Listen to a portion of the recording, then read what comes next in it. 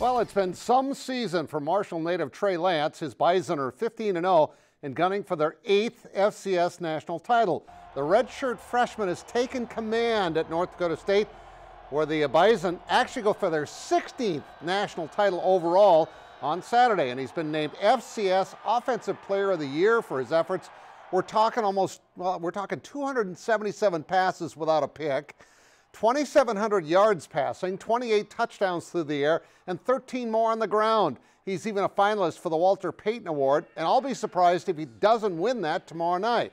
As great as previous quarterbacks have been, Lance has been even better, and it's only his freshman year. They will play James Madison in the title game in Frisco on Saturday, or should I say Fargo South.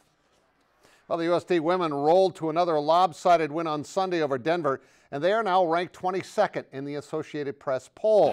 Clearly, they play well wherever they take the court, but their only road loss was at South Carolina, and the only blemish at home came to another rated team in Missouri State. Denver was the last team to beat them in conference play, and they lost by 43 on Sunday.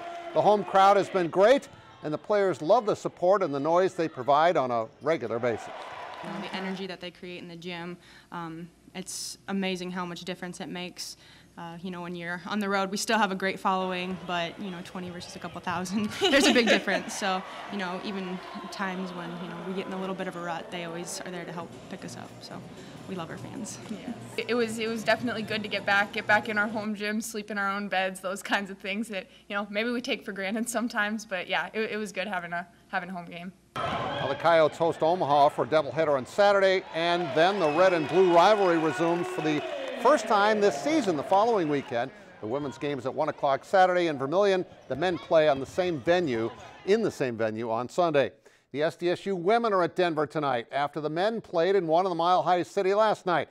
Despite the injury to Maya Sellen, their best player, Aaron Johnston's team is getting much better as the season goes on. And there's one part of the game that has stood out the most for the head coach, and it's the kind of playing that usually leads to victories. Yeah, team is playing really hard, you know, and we've always, I think, been a good defensive team. This year, I think we've been even better. We've found a way to improve on some things that maybe we weren't quite as good in the past. I think our length has really been good. Aberdeen's Peyton Burkhardt has really stepped up with Maya hurt, as Megan Boltzma off the bench has as well. The Jacks 11-6, 3-0 in conference play. A big wrestling doubleheader tonight at the Elman Center as Canton and Custer tangle in the first match. Canton's Kellen March, of course, broke the record for consecutive pins held by Randy Lewis, a record that had stood for 40 years of 45 straight, and Lewis was there to cheer him on when it happened. It was a record that his coaches really thought he could get. I mean, I was just kind of wrestling. I wasn't really looking forward for any like pin records or anything like that. I was just wrestling, and then when it came to this year, then my coaches were telling me how close I was to beating this record, and then I started to pursue that goal to try to beat it. I just want to thank all my coaches, my family, my friends, and just pretty much anybody that supported me along the way. Ironically, the streak was snapped at 49.